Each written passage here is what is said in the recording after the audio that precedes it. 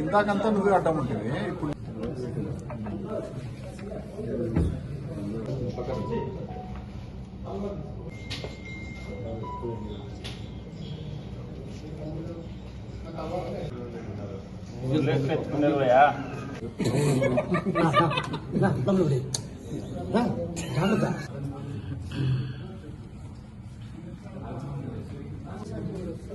ఊరికి కోపం ఉంటే వాళ్ళు బుల్లెట్ ఎత్తుతారంట మా వాళ్ళు అలా